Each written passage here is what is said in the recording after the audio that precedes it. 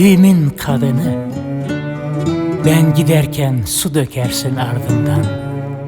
Hayat arkadaşım, evimin kadını, mutfağımın kokusu, yemeğimin tadı, bahçemin gülü, çiçeği.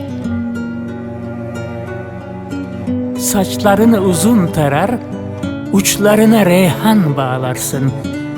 Bakışları buğulu, gözleri nemli, benim ağlayan gelinim. Üzerinde sade bir giysi, çehresinde güller, dönüşleri yelpazeler estirir, halka halka.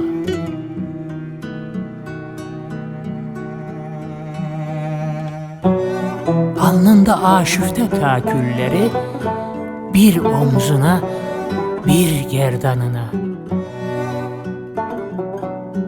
Donatır masamızı, titreyerek narin elleri. Bekler maşukunu kapıda, pencerede. Ben ise gökyüzünde, patikada, alel acele.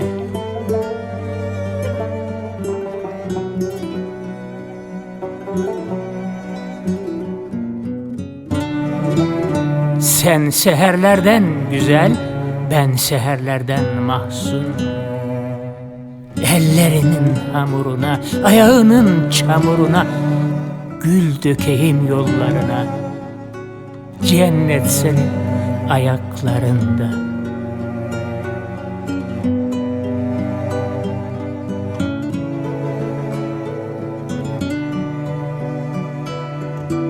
Bazen al giyinir, ben severim diye, yaklaştıkça evimin eşiğine serpilir kokusu yüreğime.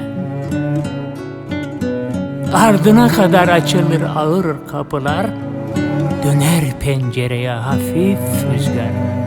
Duymadım uzun süredir böylesi neşeli şarkılar. Görmedim hayli zamandır böyle işveli nazlar.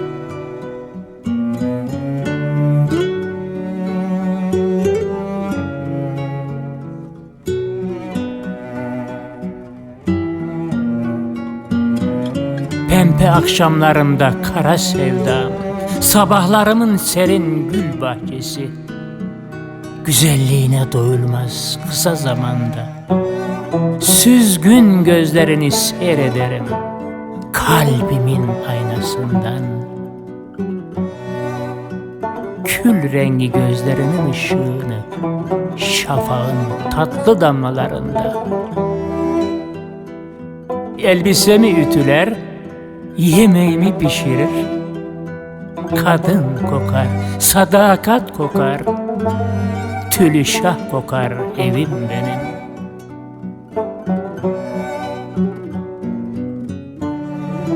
Kitabımda şiir, dudaklarımda şarkı, gözlerimde iklim. Ah, ah benim menekşe gözlüm, İyi ki seni sevdim.